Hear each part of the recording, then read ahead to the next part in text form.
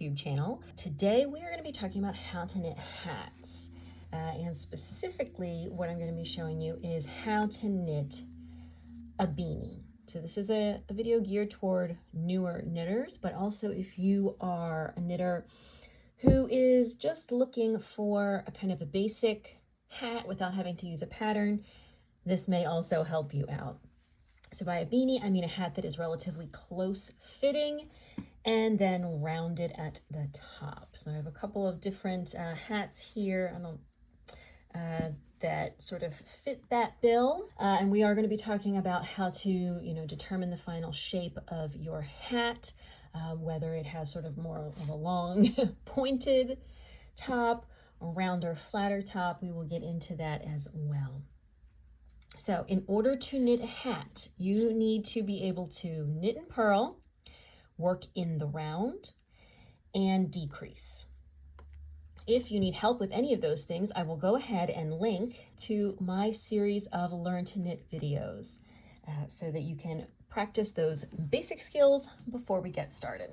Much like the video I did, I believe, last month on how to knit mittens, I cannot give you exact numbers because I do not know what weight yarn you are using, what needle size you're using, and most importantly, I don't know your gauge. So I will be telling you the numbers I am using for my hat, and I will try to give you some guidance on approximates that you may need depending on your yarn, and link you to some other sites where you can find more information about trying to estimate based on your gauge and yarn, etc.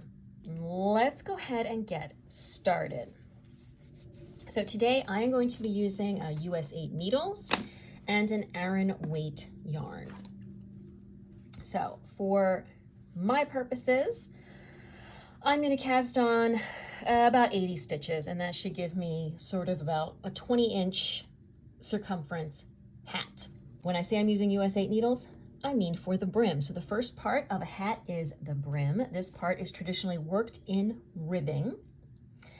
And you will normally use a one size smaller needle for the ribbing because it is so stretchy.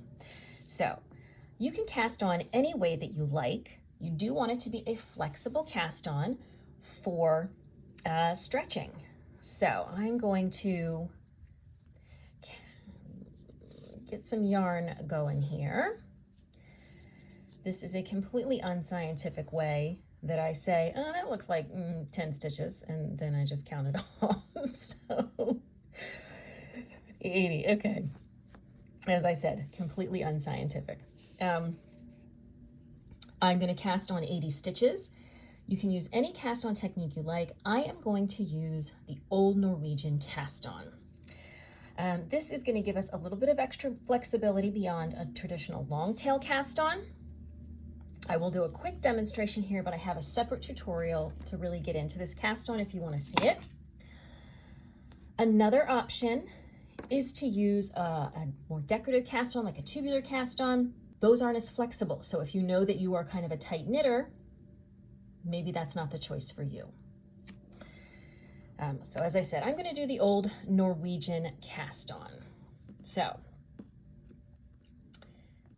whoops, that goes like this and that. As I said, I do have a separate tutorial for this, but basically you're going under both, then back through, then you're going to pull up and over. And I'm just going to continue until I've got 80 stitches. All right, now I'm all casted on. I'm now going to join in the round. Now, you could absolutely use double pointed needles. Divide your stitches evenly around them, but that sounds terrible. Personally, to me, so I recommend using a shorter circular needle. This is a 16-inch circular needle, and that works well for most hat sizes. Now, when you get to the end of your hat, you will need to switch to double pointed needles or magic loop in order to work the small circumference at the top of your hat. But for most of it, a 16-inch circular needle is going to work and is going to be the most convenient. As I said, the brim of your hat is going to be worked in ribbing. It can be any ribbing you want. 1 by 1, 2 by 2. It is entirely up to you. It does not matter. I like a 1 by 1 rib, so that's what I'm going to use. If you do a 1 by 1 rib, another option for your cast on is the alternating cable cast on. So the only thing you need to remember, for a 1 by 1 rib, you just need an even number of stitches. For a 2 by 2, you need a multiple of 4. So with that said, we are just going to get started. We're going to make sure all of our little stitch butts are pointing into the middle of our circular needle so that our join is not twisted. Okay, that is key. We got our stitch marker, and now we just start working in 1 by 1 rib. So that means knit 1, purl 1 all the way around. Okay, now we have worked all the way back around. If you get to the end and you realize you have an extra stitch, you've been going knit, purl, knit, purl, knit, purl, and then you have a knit, just decrease it out. It's fine. 1 stitch is not going to make or break your hat. So if you find you have an extra stitch, it's okay to just get rid of it. But fortunately, I was able to count correctly this time, which is not always the case, so I have a nice even number of stitches. If you get back to the beginning of the round and you realize that you accidentally twisted the join despite all of your best efforts, go ahead and click through to this video I'm going to link where I show you just a quick way to undo that. It is important to check now though, because you can really only do this one time. So if that join is twisted, do click through and see that. Okay, so we started the brim of our hat, and now we are just going to continue this for as long as we want the brim to be. I think 2 inches is a nice brim, but it is entirely up to you. If you want a folded brim, so like this, you will knit it twice as long as you want it to be. This is actually really nice if you are working in a rib and you actually prefer the way the wrong side of your rib looks. So this is the right side of my rib, this is the wrong side. A folded brim allows you to flip that wrong side up to the outside. So that's what everyone will see, and that looks nice. So keep going on your hat, knit the brim as long as you want, or for a folded brim, twice as long as you want. And I am going to put a folded brim on my hat, so I'm going to keep going for a little bit, and then I'm going to show you a trick to get a nice neat edge to your folded brim. All right, so I am back having knit half my brim. I want my brim to be folded over and to be double this length. To be this length once it is doubled over. And I'm going to just show you what I mean by the differences in your rib. So this is the right side of my 1 by 1 rib. Meh. This is the wrong side. It looks so much nicer. Now, if you are only doing a single layered brim and you would like the wrong side of your ribbing to be on the outside, check out this video I have showing you how to flip your knitting inside out so that you can do that. However, the other option is again to create a folded brim, which will naturally put your wrong side on the outside when it is folded. So for this hat here, I have a folded brim, and it has a nice round seamless edge, which maybe is what you want. And if that's the case, then you just keep knitting your brim until it is twice the length that you want this to be. While I like the look of this rounded edge on the folded brim, it does tend to unroll itself, kind of like this, as it's worn. You can do something about that.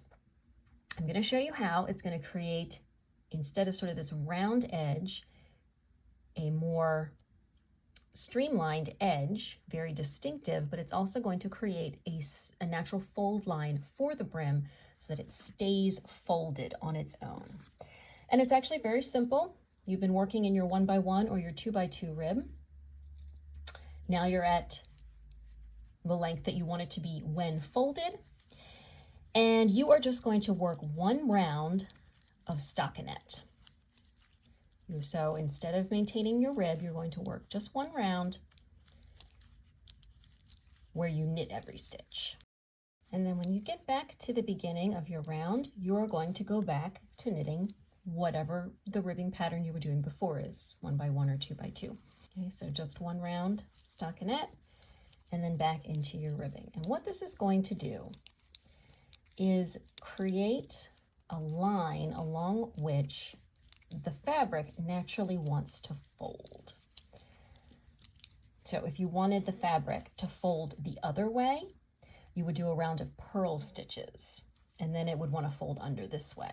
But we're doing a round of knit stitches, and it's going to naturally fold along that line once the brim is complete. So I'm going to finish the second half of my brim, and then I'm going to come back and show you how that folds up. Okay, and now we're back, and I am just about done the brim, working back to the beginning of my round. All right. So, I'm just gonna move this out of the way so it's not rattling. So now my brim is twice the length that I wanted. Now it does look small, but it's gonna stretch a lot. And here is that row where we just knit instead of working the purl. And now you will see that the hat naturally wants to fold at that line. And that means that the brim, when you fold it up, will stay put. It won't start rolling down. So this one, if I do that, it will start rolling downward. This is not going to do that. It's not going to go anywhere. And it gives a nice, neat decorative edge on the bottom. And now the wrong side of my ribbing is showing on what is now or would be the front of my hat. So as you can see, this is big. So we have a 16-inch circular needle. This is bigger than our circular needle. This is probably about 20 inches, which is an adult small or a child large, which is good for me and or my oldest son, whoever it fits when it comes out. All right, so now our brim is done. You've either worked a single layer or a double layer brim. Now we're going to work the body of the hat. So by the body, I mean the portion of the hat that is worked straight until we begin decreasing around the top to create the crown of the hat. So this part is worked straight, meaning no increases or decreases, but you can, in terms of patterning, put anything you want here. Now I'm just showing a basic beanie, so I'm just going to work in stockinette. But as I said, you can take any stitch pattern that fits into your stitch count and put it in the body of the hat. Now, when it comes to going back to do the crown decreases, that can make things more complicated because you still want the pattern to look nice while you are decreasing for the crown. So if you're a beginner, you maybe just want to continue with a simple stockinette hat, which is what I'm going to do. And all that means is that I am going to, get out of here, knit every round. I am going to unfold this for now, so it's not in the way. I'm just going to knit every round until I'm ready to begin my crown decreases. Now, when is that? There's a link in the description box to Woolly Wormhead's hat sizing guide, which will provide a lot of information. But basically, the total length of your hat minus however much length is needed to decrease minus the brim is the portion you should work straight. The length of the crown of your hat, the decreases, is going to vary, again, depending on your gauge, depending on the style of decreases you want, and we're going to talk about that a little bit later. But you know, if you want to have a rounder topped hat like this, the decreases are going to take up a shorter amount of space than if, you know, you have a pointier topped hat like this. It also depends on the length of your hat, meaning do you want a hat that is sort of a traditional close-fitting beanie, or do you want the kind of cone-shaped hat that is kind of popular now? And I'll stick a photo in here so you can see what I'm talking about. So all of that is going to factor in the length of your crown decreases, and I can't tell you that because I'm not with you. I don't have any information from you. What I will recommend is that you go to the Woolly Wormhead site, find the length of your head Subtract the length of your brim and subtract for a small, this size, about 2 inches, for a larger size, 2.5 to 3 inches from that measurement, and that's how long you're going to knit straight. So that is what I'm going to do. I am going to knit this hat straight until I am ready to work the crown decreases. Again, there's really nothing to show you here because we're just going to be knitting, knitting, knitting every round for a plain stockinette beanie, and then we'll come back and talk about how to shape the top of your hat.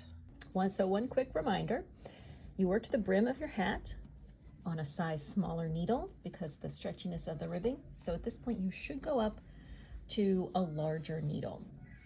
I am not doing that because I don't have a US 9 16-inch circular needle, but I should absolutely do that.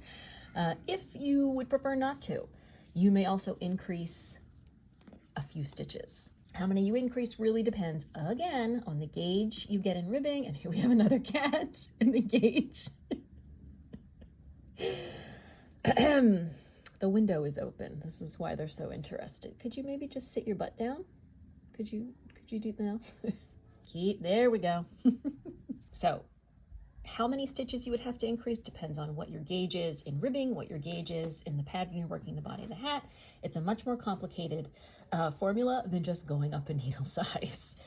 So bear that in mind, work on the body of your hat, and we'll be back soon for crown decreases. All right, fiber friends, I am back with a finished body of my hat. And now we are ready to do what's called the crown shaping, which is basically just making the top of the hat smaller and smaller and smaller until you close it off. As I said, the way you're going to determine the length of this, the body of your hat, is by checking that chart from Woolly Wormhead with all of the measurement information. So this is for, kind of a standard beanie. If you wanted a slouchy beanie, which is sometimes popular, you would just make this part longer before you get to the crown shaping. So this part so far has been pretty straightforward. You just knit around, around, and around, and around, and around. So the crown shaping of a hat is really what makes it a more complicated project, but it's really not that hard. There are a couple ways to do your crown shaping. The traditional way is going to be to take about 20% of your total number of stitches, and I will tell you guys that I said I was going to do 80 stitches, but I didn't calculate my cast on tail right, so this is 76 stitches. So you want to take about 20% of your total stitches. So for me, that would be about 15, but we want a nice even number. Easily divisible numbers are good. So I'm going to bump that up to 16. You will decrease that out, spread evenly across a round. The next round you will knit plain. The third round you will decrease that same number of stitches again. The fourth round you will knit plain, and so on and so forth until you get closer to the end. You have a smaller number of stitches, and then you will work usually 2 or 3 decrease rounds in a row with no plain rounds in between to flatten out the top of your hat. The second way is going to create a bit of a pointier hat. So basically, the faster you increase, the flatter the top of your hat, and the slower, the more pointed. To do this, you just slow down how quickly you're decreasing. So first, you decrease the number of stitches you're taking out each round. So maybe instead of starting with the 20%, you start with 10%. And you continue to work a plain round in between. But also, if you have thinner yarn, you may actually want or need to work more plain rounds in between. So maybe decreasing every third round so that you get that cone shape. Although still at the end, you will increase the rate a little bit to just kind of flatten off the top of your hat. So it's canonical, but not actually pointed. So it's like this, not this. But I'm going to do things a third way, which is we're going to create some decorative decreases. What I mean by that is that this is pretty plain overall, so we're going to stack our decreases instead of spreading them evenly so that they create just some lines on the top of the hat that look interesting. There's no particular reason to do it this way other than it looks nice. And so in order to do that, I have divided my stitches into 4 sections. And at each one of these marks, I'm going to decrease 2 stitches. So that means I'm only decreasing 8 stitches per round instead of 16, like I said, 20%. So instead of working a plain round in between, I'm going to work them all in a row, no plain rounds in between. So I'll just show you to get started. What I'm going to do is leave, so on either side of these markers, I'm going to work the decrease, knit 1, then work the decrease. And that's going to give me a column of 2 stitches in between each decrease, and it's just going to create a little bit of visual interest. So that means at the beginning of the round, I'm going to knit 1. I am going to have my decreases pointing toward the column of stitches. So that means in this one will be a knit 2 together. And we're going to work to the next marker. All right, so now I'm 3 stitches before that marker. As I said, I want this stitch and this stitch to be plain. So that means I'm going to work my decrease here over these 2 stitches. And I want my decreases to point toward the columns of stitches. So that means this one is going to be a left leaning or a slip slip knit. You could also knit 1, slip 1, pass the slip stitch over. And then I'm going to knit the 2 stitches, and then this one is a knit 2 together.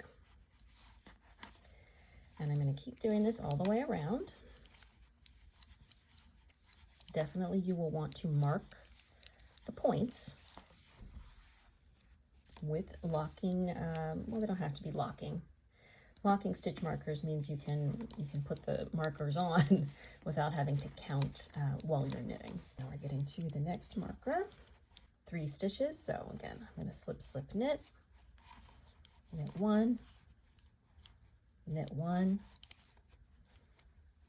knit 2 together. We're almost back at the beginning of the round. And I've already worked the decrease, on the opposite side of this marker at the beginning of the round. So I'm just working the slip, slip, knit and the knit 1. And then I'm going to continue to do that until I have about 25% of my stitches left in this case.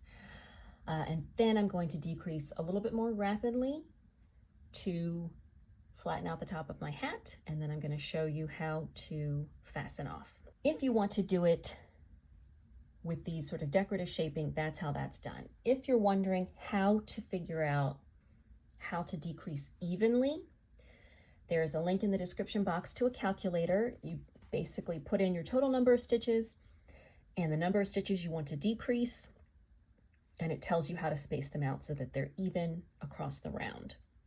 I highly recommend picking a number that is going to make your life easier. So if you pick a number of stitches to decrease, as I said, about 20% of your total stitch count to start with, if you pick a number that gives you a formula like knit 3, knit 2 together 3 times, knit 4, knit 2 together 5 times, knit 3, knit 2 together 2 times, like that's a pain. And you don't have to do it that way unless you are working with something like a stitch pattern. But in this case, you've just got stockinette, or at least I do. So look for a number, because 20% is just an approximation. Look for a number that is going to work evenly so that your first decrease round is like knit 5, knit 2 together a round. And then your next decrease round is knit 4, knit 2 together a round. Something that is going to be easy to memorize. Percentages are just estimates. Your hat will still turn out fine if you shift things 1 stitch less, 1 stitch more to make your life easier. In general, because you have almost certainly cast on an even number of stitches and may have cast on a multiple of 4, multiples of 4 tend to work really well.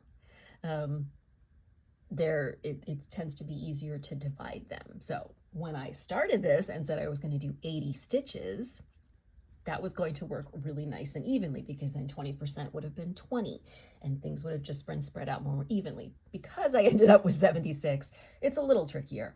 Ultimately, it is pretty easy to use these calculators to figure out your numbers.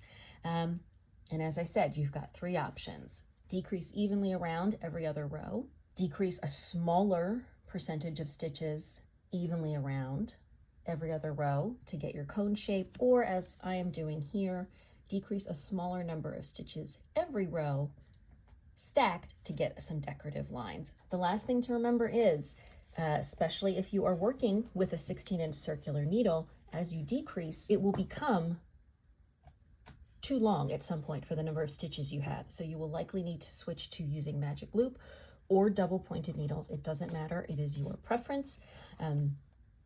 But I definitely do recommend, once you can tell that you're kind of having to drag the stitches around, the needle is just too long, do switch, because you don't want to be stretching out your stitches. Okay, here we are. Our hat is almost done. You can see that I have switched to magic loop. I'm going to pull this through here just so you can kind of see the top of the hat. You can see that I have been working the decreases, stacking them so that we've got these lines on the 4 points of our hat. And now our hat is almost done. We just want to work a couple of more rapid decreases to finish it off, because that will flatten out the top part of the hat. And so when you get to the last, what would end up being 2 or 3 rounds, what you're going to do is just decrease all the way around. So knit 2 together all the way around, and then do another round of knit 2 together all the way around. Thinner yarn, you may have to do that for 3 rounds, but you want to wait until you have a fewer number of stitches, because the yarn is thinner and your stitch count is ultimately higher. So again, this is what you want this to be, is the last 2 or 3 rounds of your hat when you are down to 20-25% of your original stitches. So I'm going to knit 2 together all the way around instead of the stacked decreases I was doing, and that also means I can get rid of my markers, which of course are in the middle of some stitches that I have to decrease. Okay, so now I've got 5 stitches on one side. Off we go. Now this part can definitely get a little fiddly. You're working in a very small circumference, but I promise it's not much of your hat. So you just have to bear it out for these last couple of rounds. All right, so now I've got 10 stitches, and I'm going to do another round where I decrease every stitch. And if my math is correct, that should bring me to 5 stitches. So you want to get this number down to, this is going to depend on the weight of your yarn. So the heavier your yarn, the fewer number of stitches you want at the end. I'm going to take it down to 5 stitches. If this were maybe a fingering weight yarn, I might want, make sure nothing's being weird there, okay. If this were a fingering weight yarn, I might prefer to have something like 8 stitches. But I want to get it down to a relatively small number. All right, now I'm down to 5 stitches. And what we're going to do is break the yarn. Scissors are good, but I don't have any, so we're going to thread the tail onto a yarn needle. There we go. And then we're going to run the tail through the remaining live stitches. So all that means is you're just going to slip each live stitch onto the yarn and pull it through, and then do the same on the other side.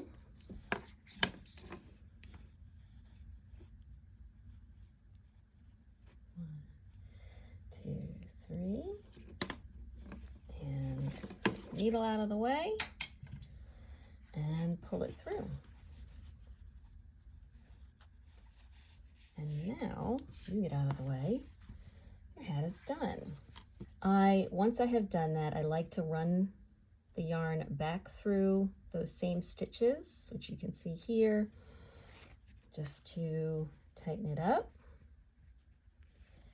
and then kind of drop it into the middle. Okay, and pull it through to the other side of your hat. And that is where you will weave it in.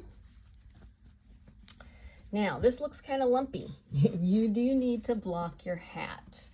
For some reason, blocking it sometimes sounds scary, but it's really just washing your whatever it is and laying it flat to dry. So you can see we got a nice kind of four-cornered hat looking deal going on at the top. And I did 4. You could do there are other ways depending on the number of stitches. You're just going to divide it evenly and stack your decreases. And it looks a little awkward, but it will block out and flatten out nicely, but it needs a wash. For most hats, you just soak it in some water with some wool wash and then lay it flat to dry, smooth it out. This is going to help kind of your stitch gauge tension even out. So you can see there's some spots where, this stitch is a little bigger than the other stitches and things like that, and it will help that even out. It probably will make it a little bit bigger, especially depending on the yarn you're using. A lot of yarn will relax once it's washed and open up a little bit. However, if it is very important to you that the top of your hat be very rounded, I'm going to pop a video in here that I did before of how I blocked this hat.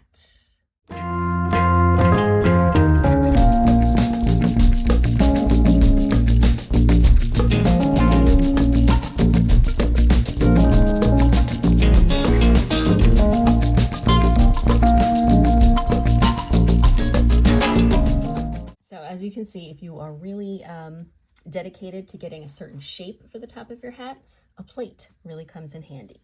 So what I'm going to do is go ahead and block this and let it dry, and then I will give you guys a look at how it finishes up. All right, and here we go. Here is my finished blocked hat, although I have not woven in this end yet. So the brim of this is still a little bit damp, which is why I'm not wearing it. I will get some photos in here and share them of it on. So I did block the top over a small bowl. A plate was just a little, the smallest plate that I had was just a little too big for this hat. So a small bowl worked really well for this. You can see it has really evened out the stitches nicely, opened things up. So as you'll recall, I did not go up a needle size for the main body, which I should have, and you absolutely should. So this hat came out a little smaller than it should have. I will probably give it to my son, and he may even be the one in these photos. I don't know yet. It does fit on my head, but it is a little closer fitting than I would prefer for a hat. So there you have it. That is how we knit a basic beanie. Don't forget, there are resources in the description box down below. I have also created a PDF with a basic beanie recipe for you. So this is not really a pattern. It is just kind of walking you through the steps and providing some guidance about stitch counts based on your gauge, but you will need to know your gauge or approximate gauge if you want to use them. So if you found this tutorial useful, please do give it a thumbs up. Don't forget to subscribe to the channel. New knitting videos here every Saturday. Thanks again for joining me, and I will see you soon in another video.